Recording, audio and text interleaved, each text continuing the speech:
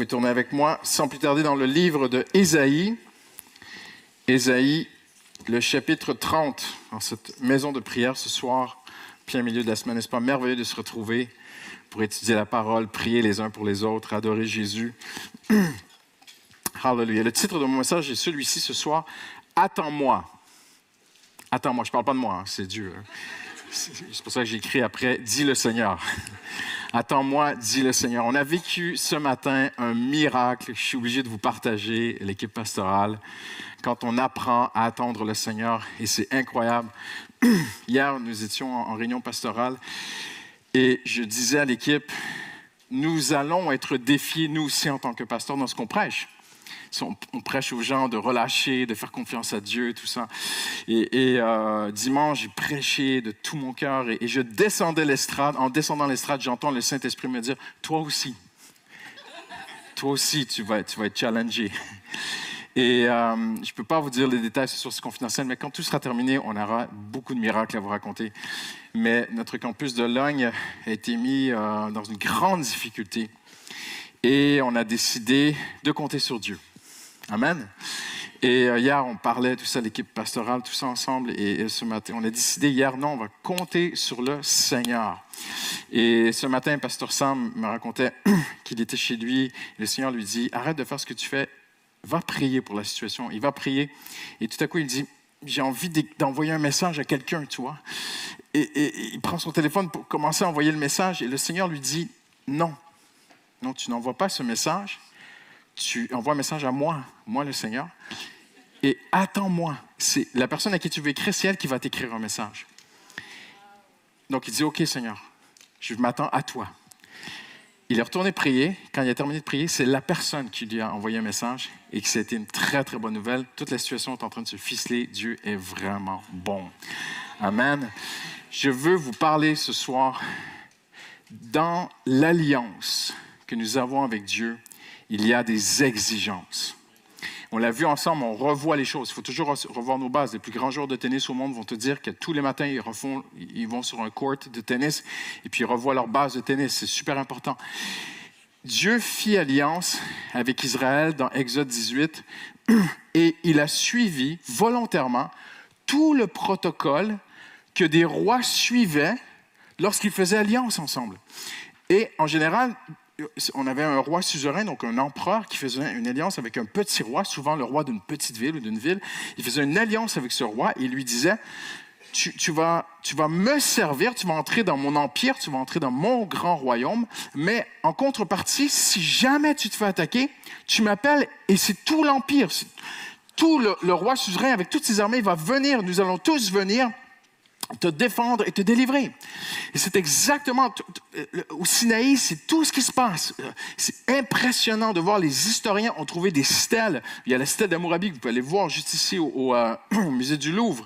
Et on voit que Dieu a suivi ce protocole d'un empereur qui fait une alliance avec un petit roi, parce qu'on a tous aussi des responsabilités dans nos vies que Dieu nous a confiées. Tu es père de famille, tu es mère de famille, époux, épouse, tu travailles, tu as ta vie, il y a des choses, tu as du travail, tu as peut-être une carrière, des études, il y a des choses qui sont dans ton cercle de responsabilité et le Seigneur te les a confiées, mais tu as une alliance avec Dieu, tu suis Dieu, tu vis pour la gloire de Dieu, tu vis pour les intérêts de Dieu, tu vis plus pour tes intérêts.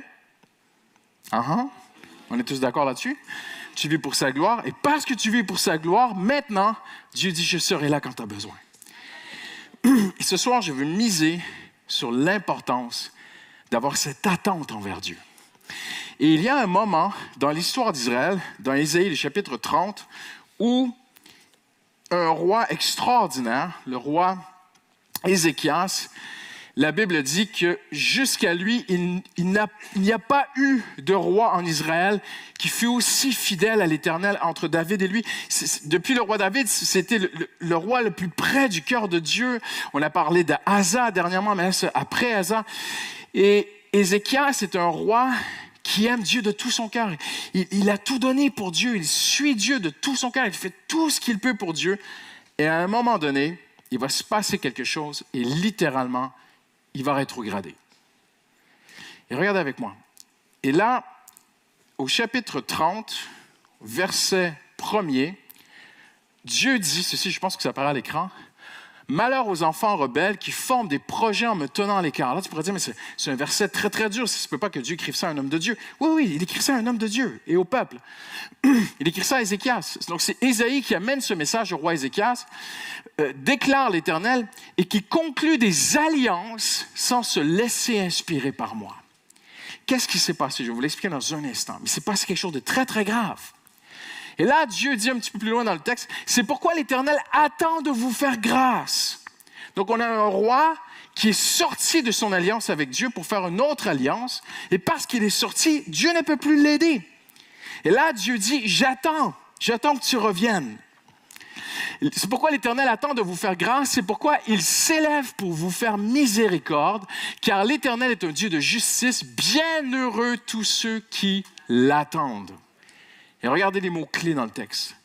Dieu attend et on doit attendre Dieu.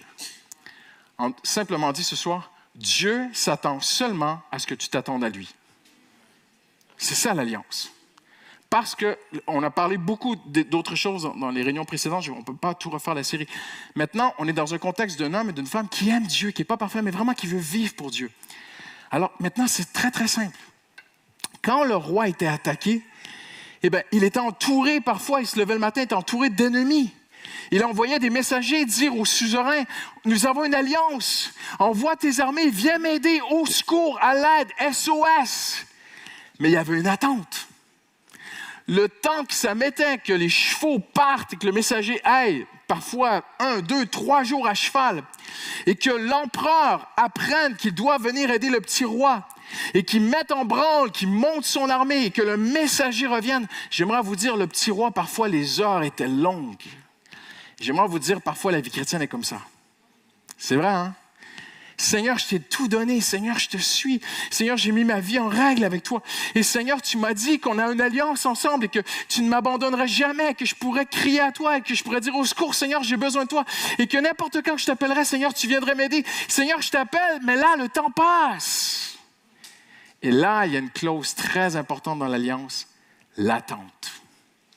Il y a des moments très, très, très importants pour Dieu où Dieu regarde, est-ce qu'on s'attend à lui et est-ce qu'on l'attend lui? Voyez-vous ce que je veux dire ce soir? Alors, qu'est-ce qui s'est passé dans cette histoire? En fait, il s'est passé que, j'essaie d'aller très, très vite dans mes notes, le roi d'Assyrie, Sennachérib, est venu à commencer à attaquer toute la terre de Canaan, mais le royaume d'Israël est divisé en deux maintenant. C'est un petit peu complexe ce soir. Il y a le royaume du nord qui s'appelle le royaume d'Israël et il y a le royaume du sud qui s'appelle le royaume de Juda. Ézéchias est roi de Juda. Juda a un bon roi. Juda est le royaume qui suit encore le Seigneur. Le royaume du nord, qui s'appelle maintenant Israël, est un royaume qui ne suit plus le Seigneur. Ils ont des idoles, ils sont dans la sorcellerie, ils font n'importe quoi. Et le roi du nord tombe sur eux. Il les déporte et détruit la capitale. La capitale du nord, c'est Samarie. Et tout ça, et Ézéchias regarde tout ce qui se passe au nord, mais lui, il n'est pas touché. Et voyez-vous, il est écrit ceci, Samarie fut détruite car cela arriva parce qu'ils n'avaient pas écouté l'Éternel, leur Dieu, qu'ils avaient violé son alliance. Et là, tu te dis, OK, c'est bon. Moi, le roi du nord, lui, il est loin de Dieu. Que le méchant lui tombe dessus, je peux comprendre, c'est écrit dans la Bible, c'est parce que c'est détourné de Dieu. Il n'a plus la protection de Dieu. Mais moi, je marche avec le Seigneur. Donc, il n'y a pas de problème. Sennachérib ne viendra jamais jusqu'à moi. Ça vous est déjà arrivé de vous dire, moi, je suis chrétien, tout ira bien pour moi. C'est ce qu'il croit. Il va passer à peu près 7 ans avant que Sennachérib revienne, une autre fois, attaque. Ils viennent et littéralement, le temps va passer et ce malheur va descendre jusqu'à lui 7 ans plus tard. Sennachérib vient une première fois et là, Ézéchias va faire une grave erreur que le roi Asa a fait. On l'a vu ensemble. Il va vider le trésor du temple. On l'a vu ensemble. Ça veut dire je ne mets plus ma confiance en Dieu. Il va donner beaucoup d'or au roi Sennachérib pour qu'il reparte. Mais il va revenir et ça ne marche pas en fait. Et là, il veut détruire. Et la Bible dit, il détruit les villes et les villages du royaume de Dieu. Tu te dis, mais c'est pas possible. Comment se fait-il qu'il puisse les attaquer un homme de Dieu, faire du mal à un homme de Dieu et venir jusqu'aux portes de Jérusalem et insulter le peuple de Dieu? Et là, Ézéchias s'est mis, sa foi, elle est testée comme jamais dans sa vie. Il va paniquer. Il va envoyer des messagers en Égypte. Il va demander aux Égyptiens de venir l'aider. Et alors que les chevaux vont partir, parce que si tu lis Ésaïe 30 et 31, avant qu'ils sont en train, les émissaires sont en train de se préparer, ils partent avec des cadeaux, ils sont prêts à partir, à demander à l'Égypte de les aider. Et là, Ésaïe arrive. Le prophète Ésaïe rentre. Il donne Ésaïe 30 et 31. Et Dieu dit, pardonnez-moi, excusez-moi, je suis vraiment remis. On va leur dire littéralement ceci. Pourquoi vous voulez aller en Égypte? Et je vais vous montrer quelques versets qui ne vont pas apparaître à l'écran, mais on va les lire ensemble. Chapitre 30, verset 15. En effet, voici ce qu'avait dit le Seigneur. Donc, ce n'est pas la première fois. Dieu leur avait sûrement déjà dit. Le Saint d'Israël, c'est dans le retour à moi, dans le repos que sera votre salut, c'est dans le calme et la confiance que sera votre force. Beaucoup de chrétiens connaissent ce texte, c'est un classique, mais ne connaissent pas le contexte du texte. Le contexte de ce fameux texte, c'est un homme de Dieu qui s'est découragé d'attendre Dieu, qui a eu peur, qui a paniqué et qui a commencé à aller chercher des ressources humaines plutôt que divines. Et Dieu dit, reviens à moi, Ézéchias. Tu es mon serviteur, on a marché ensemble, on a vécu des choses extraordinaires ensemble.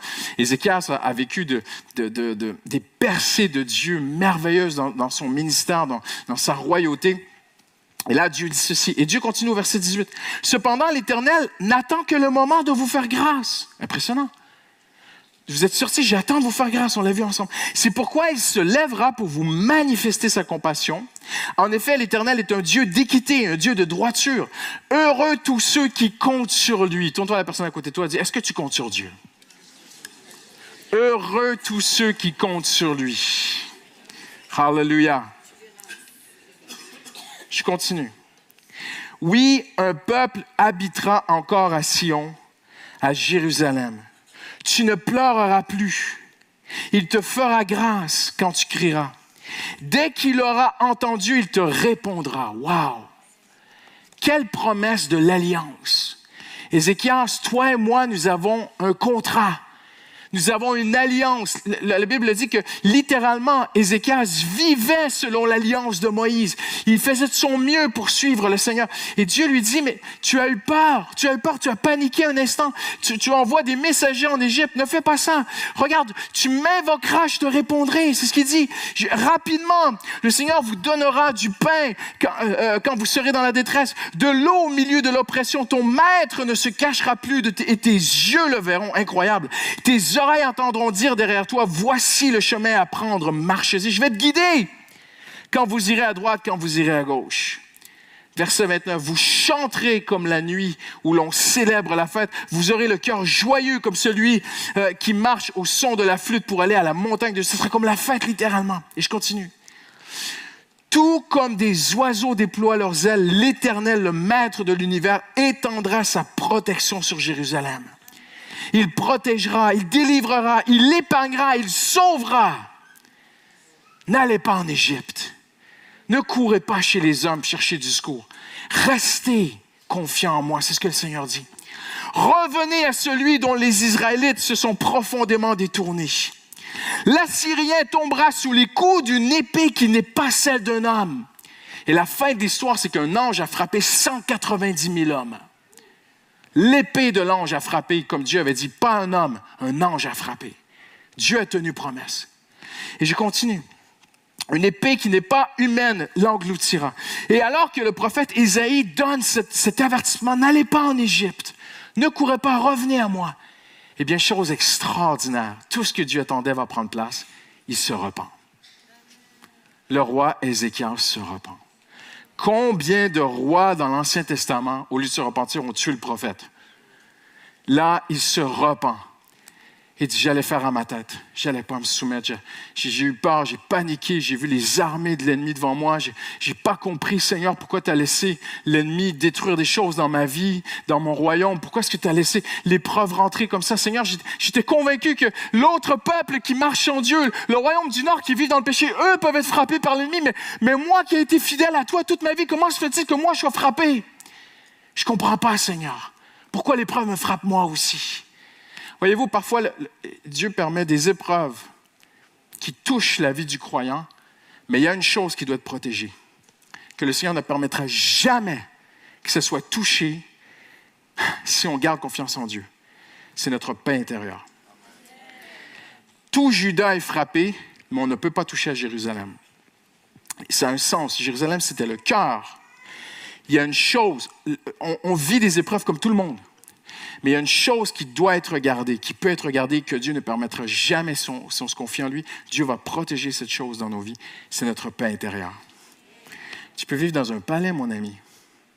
Tu peux rouler une des plus belles voitures de Paris. Franchement, si tu n'as pas la paix intérieure, tu es pauvre. Et tu peux rentrer dans un tout petit appartement ce soir, mais si tu as la paix intérieure, c'est toi qui es riche. Ça marche comme ça avec le Seigneur. Et voyez-vous, Ézéchias a eu ce moment de panique. Je ne comprends pas, mais qu'est-ce qui m'arrive? Et parfois, en tant que chrétien, on a ça dans nos vies. Mais Seigneur, comment se fait-il que je suis frappé par des choses? Les épreuves arrivent à tout le monde. Mais Dieu cherche et Dieu trouve en toi quelqu'un qui va vivre l'épreuve différemment des gens qui n'ont pas Jésus. Parce que si le chrétien vit dans une sorte de vie coussineuse, vous n'avez jamais entendu ce mot, hein, ça vient du Québec. Une vie de coussin, une vie très confortable, hein? Où on n'a jamais de problème, nous les chrétiens. Les gens, non. Mais quand ta collègue ou ton voisin ou les gens qui n'ont pas Dieu voient que toi aussi tu vis des moments difficiles dans ta vie, mais tu as une paix, il y a une grâce, il y a quelque chose. Ils vont dire, je veux ce que tu as. Et Dieu a besoin d'un peuple qui passe aussi parfois par le feu, mais qui ne vit pas l'épreuve comme les gens qui sont loin de Dieu la vivent. Vous êtes avec moi ce soir? Alors, Ézéchias, chose extraordinaire, il revient à Dieu. Et c'est ce que j'aimerais te dire ce soir. Le chrétien aussi est attaqué de toutes ces choses-là, mais le plus important, c'est si tu t'es éloigné de Dieu. Il peut arriver des moments où le chrétien panique. Je peux comprendre, Ézéchias l'a fait, on l'a tous fait, on a tous des erreurs. Ça m'est arrivé, ça m'arrivera peut-être encore parfois. On a des... David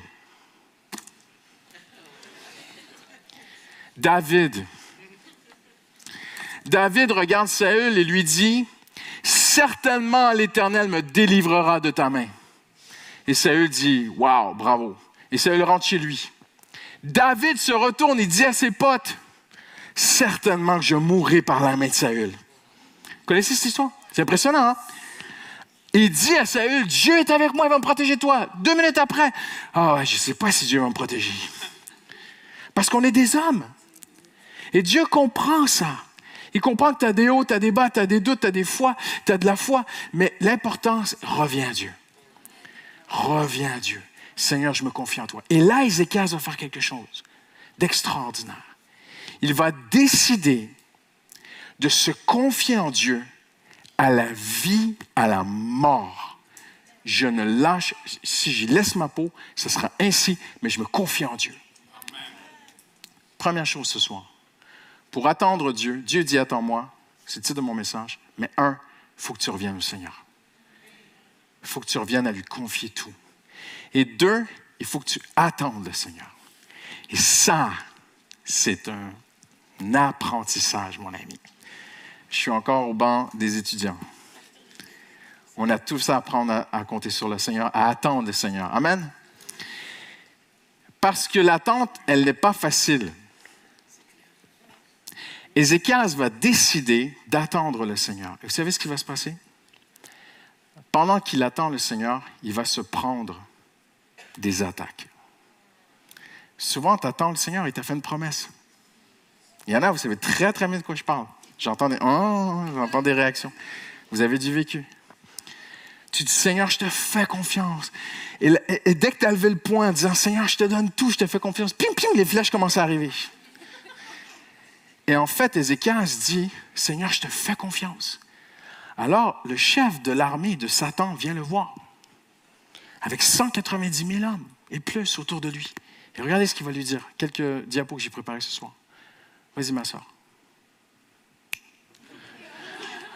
La prochaine. La prochaine, ça on l'a vu, Dieu il marchait droitement devant Dieu. Regardez ce que l'ennemi lui dit. Tu as dit qu'il fallait pour la guerre de la prudence et de la force, mais ce ne sont que des paroles en l'air. En qui donc as-tu placé ta confiance pour oser te révolter contre moi? Incroyable. La première chose que l'ennemi fait quand tu décides d'attendre Dieu, vous savez ce qu'il fait? Il insulte tes valeurs chrétiennes. Il insulte tes convictions. Et là, je vais même aller plus loin. C'est même pour un serviteur de Dieu ce soir. C'est le roi d'Israël. C'est lui qui enseigne le peuple. Et il a enseigné au peuple qu'il fallait pour la guerre de la prudence et de la force. Et Satan vient se moquer de lui. Ah, tu dis qu'il faut de la prudence et de la force. C'est n'importe quoi ce que tu dis. La première chose qui va t'arriver quand tu décides d'attendre le Seigneur, l'ennemi va t'insulter. Il va directement attaquer, insulter. Il n'a même pas besoin que quelqu'un vienne te voir. Hein. Il peut le faire juste piep, comme ça. Il vient. Ça, c'est la première chose. Je continue. Il n'a pas terminé. On va traverser quelques flèches ce soir. La deuxième chose qu'il fait, il insulte tes erreurs, ton passé. Regardez ce qu'il dit. Tu l'as placé dans l'Égypte. Non. C'est terminé ça. J'ai fait une erreur. J'ai fait une chute. J'ai demandé pardon à Dieu. Je suis revenu à Dieu. Et l'ennemi a su qu'il est allé en Égypte. Et tu t'as placé ta confiance dans l'Égypte. Tu as pris pour soutien ce roseau cassé qui pénètre et transperce la main de celui qui s'appuie dessus. L'Égypte, c'est n'importe quoi. Voilà ce qu'est le Pharaon, le roi d'Égypte, pour tous ceux qui se confient en lui. Il lui rappelle l'erreur qu'il a faite. Mais il n'a pas terminé, il va aller encore plus loin. Il va insulter le pardon de Dieu. Parce que je vous dis une chose. Dès que Ézéchias est revenu à Dieu, Dieu l'a aidé. Dieu ne lui a fait aucun reproche de son passé. Dieu l'a aidé. Dès que tu reviens à Dieu, c'est terminé pour Dieu ton passé. Le problème, c'est que c'est le diable qui nous ramène dans le passé. Non seulement il ramène le passé, il attaque sa consécration à Dieu. Regardez ce qu'il fait après. Peut-être me direz-vous, c'est en l'Éternel, notre Dieu, que nous plaçons notre confiance. Mais n'est-ce pas lui dont Ézéchias a fait disparaître les hauts lieux et les autels en disant à Juda, à Jérusalem, vous vous prosternerez devant cet autel à Jérusalem. En d'autres mots, tu as fait le nettoyage. Tu as dit au peuple d'enlever les idoles de leur vie et de venir adorer le vrai Dieu. Tu vas voir, ça ne marche pas. Qui peut te délivrer de ma main? Il va citer tous les dieux païens qu'il a détruits. Sennacherib, le roi d'Assyrie, il va littéralement dire à cet homme, à ce roi, à cet homme de Dieu, ton Dieu, il n'est pas plus fort que les autres. Hein? Personne ne peut te délivrer. Et là, l'ennemi vient parfois et te dit à toi, t'attends Dieu, mais qu'est-ce que tu as de plus que les autres? Pourquoi toi, Dieu t'aiderait? Pourquoi est-ce que toi, ton évangile, ça marcherait? Il y a même des chrétiens, regarde, que tu connais, ils ont vraiment compté sur Dieu, ça n'a pas marché. Pourquoi est-ce que ça marcherait pour toi? Incroyable, hein? Ah, le diable, hein? Il est capable, hein? On continue. Il va même menacer de diviser la famille d'Ézéchias. Littéralement, parce qu'Ézéchias va lui dire, les messagers sont là, ils sont devant les murailles de Jérusalem. Et pas Sennacherib, mais son chef, vraiment le diable, parle en hébreu. Et les émissaires, ils disent, ne parle pas en hébreu parce qu'il y a des gens sur les murs en haut, ils entendent ce que tu dis. Et on ne voudrait pas qu'ils soient trop troublés par tes paroles parce que c'est quand même pas très gentil ce que tu nous dis là, toi. Et le gars leur répond, je vais parler en hébreu pour qu'ils écoutent tous. C'est écrit dans la Bible, je m'excuse, hein, je vais vous choquer ce soir. Parce que tous ceux qui sont là sur les murailles, qui sont en train de nous écouter, ils vont boire leur urine, ils vont manger leurs excréments. On va vous mettre la misère, on va vous tuer, on va vous couper. Et en fait, il est en train de dire, et même il se retourne vers les gens et il dit, n'écoutez pas votre roi. N'écoutez pas votre roi. Faites alliance avec nous. Impressionnant, hein? Et le diable va même essayer, parfois par toutes sortes de façons, de venir amener la division, soit dans une église, soit dans une famille, soit dans un couple. Si tu attends le Seigneur, là, il y a des gens qui sont en train de dire, je ne suis pas sûr que je vais attendre le Seigneur. Là. Quand on attend le Seigneur, la période d'attente, parfois, elle n'est pas facile. Parfois, ça va vite, parfois, Dieu répond, parfois, c'est merveilleux. Mais moi, j'ai connu des situations où j'ai dû attendre des années avant que Dieu réponde. Parfois, j'ai attendu 1 minute, parfois, j'ai attendu des années. Mais Dieu est fidèle. Et Dieu répond. Et je vais terminer bientôt. La foi et cette attente. Et Ézéchias va prendre cette décision. Il va dire à la vie, à la mort. Je compte sur le Seigneur. Et le lendemain matin, il se lève. Voyez-vous, il va faire des choses. C'est une histoire qui est très, très longue. J'ai beaucoup de détails. Mais les messagers vont revenir avec les lettres de Satan, les lettres du diable, les lettres d'insultes, les lettres de menaces, les lettres de mensonges. Et il va les prendre et il va les amener dans la maison de Dieu. Il va dire, Seigneur, qu'est-ce que tu dis? Ça, j'aimerais te dire ceci, tout ce que tu vis, amène-le à Dieu. Peu importe ce que tu vis, amène-le à Dieu. Attendre Dieu, s'attendre à Dieu, c'est tout ce que tu vis, amène-le à Dieu. Les batailles dans les pensées, les insultes de l'ennemi, les regrets, les remords, les ceci, les cela, je ne suis pas assez bon. Amène, ne garde pas, ne fuis pas, n'ignore pas, amène à Dieu. Ézéchias n'a pas dit, brûlez-moi cette lettre, je ne veux pas le savoir. Non. Qu'est-ce qu'il a dit? OK, Seigneur, regarde ce qu'il a dit. Et Dieu envoie toutes les promesses qu'on a lues ensemble. Et Dieu dit, je te le dis, il y a une épée qui va le frapper, ce n'est pas l'épée d'un homme.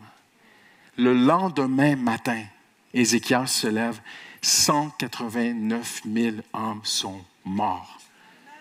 Et l'ennemi rentre chez lui. Et Dieu dit, je vais tuer le roi aussi. Le roi rentre chez lui, décontenancé, complètement perdu. Mais qu'est-ce qui m'était? Et pendant qu'il se prosterne un peu plus tard, ses propres fils le tuent. Ou des proches, je ne sais plus, c'est une histoire très détaillée. L'œil n'a pas vu, l'oreille n'a pas entendu. Tout ce que Dieu a préparé, et en hébreu, pour ceux qui l'attendent. Donc, il y a des périodes d'attente. Je vous parle de tout mon cœur ce soir. Je ne suis pas un pasteur très âgé, mais ça fait presque 30 ans que je suis pasteur. J'ai vu des enfants de Dieu, des couples, des familles, prendre les choses en main, ne pas compter sur Dieu. Et sur le coup, ça a l'air de marcher. Mais à moyen terme, parfois à court terme, ils sont gagnants. Mais à moyen terme et à long terme, ils sont perdants. Le couple a basculé, s'est séparé, s'est divorcé, déchirement avec les enfants. Des gens parfois qui s'éloignent de Dieu parce qu'ils n'ont pas pris cette décision. À la vie, à la mort, je vais attendre Dieu. À la vie, à la mort, Seigneur, je vais m'attendre à toi. Amen. Je vais arrêter ici. Je vais inviter les musiciens à s'approcher. On va prier ensemble ce soir. C'est tellement de Dieu ce que je vous dis que j'ai demandé au Seigneur de me donner une confirmation surnaturelle avant la réunion ce soir. Et il y a un pasteur, c'est un ami que j'ai accompagné, qui a vécu des moments très, très difficiles. Et ça fait longtemps qu'on ne s'était pas parlé. Il m'a appelé avant le culte. « Christian, est-ce que je peux te parler, tout ça? » J'étais tellement inquiet pour lui. En fin d'année 2023, il était à un cheveu de tout abandonner. Le ministère, de ne plus de pasteur. Ce qu'il vivait était tellement douloureux, tellement souffrant. Et il m'a dit, Christian, je me demandais je ne savais plus comment il s'appelait tellement qu'il était dans la souffrance. Et il y a des moments où il faut beaucoup d'humilité et parfois on ne peut rien dire aux gens parce qu'ils souffrent tellement, on peut juste prier pour eux. Et j'ai prié pour lui, Justine et moi, on a prié pour eux, c'est des gens qu'on connaît depuis des années et qu'on aime beaucoup. Et il fallait que Dieu intervienne de façon surnaturelle. Un conseil humain ne pouvait rien faire, en fait. Il m'appelle, il dit, Christian, est-ce que je peux te parler? Et puis on parle, je dis, comment tu vas, toi? Il dit, tu sais, Christian, je t'avais parlé en décembre, Dieu m'a visité. Dieu, le Seigneur m'a visité. Il m'a dit une phrase. Il m'a dit, n'abandonne rien, mais abandonne-toi. Puis il dit, mes yeux se sont ouverts, Christian. Et j'ai réalisé que je contrôlais tout. J'avais toutes les manettes, je voulais tout contrôler. Et ça m'épuisait. Il est arrivé à cet endroit. Puis je suis arrivé au bout de moi-même. C'est Christian, j'ai dit, OK, Seigneur. Il a tout relâché. Seigneur, maintenant, je compte sur toi. Je m'attends à toi. Seigneur, je t'attends toi. Là, on est au mois de mai, on va arriver au mois de juin. Il dit, depuis le moment où j'ai pris la décision, il dit, je ne vis que des bonnes nouvelles. Les choses ont commencé à se remettre en place, clac. Des gros dossiers, des choses que je ne peux pas vous dire, qui sont très confidentielles. Les choses ont commencé à se placer, clac, clac, clac, des miracles après miracles. Incroyable. Il m'a dit, là, j'attends une lettre très importante, une nouvelle très, très importante, dans 2 semaines. Je sais que ça sera une bonne nouvelle. Je sais que ça sera une bonne nouvelle. Parce que j'ai maintenant rendu à Dieu les manettes, les commandes. Seigneur, je reviens à toi. Je te donne tout. Amen. Alors, je voudrais prier pour toi ce soir. Peut-être qu'il y a une personne, mais c'est toi. Et tu dis, c'est moi, Ézéchias. Ce soir, je veux revenir à Dieu. Et je veux, hallelujah, attendre Dieu. Juste attendre Dieu. J'aimerais prier pour toi ce soir. On va se lever ensemble. J'aimerais juste que tu puisses venir. Les pasteurs sont là. On va prier pour toi. Et c'est comme si tu venais avec tes fardeaux. Combien de gens m'ont dit, pasteur, alors que je sortais des rangs, c'est comme si le poids s'enlevait petit à petit. Il y a quelque chose que tu dois donner à Dieu ce soir. C'est un geste spirituel. On se lève ensemble, amen? On va prier avec toi ce soir. Hallelujah. Tu dis, il y a quelque chose, je veux vraiment maintenant m'attendre à Dieu. Hallelujah. Viens, viens, viens. On va prier pour toi. Hallelujah. Hallelujah. Hallelujah.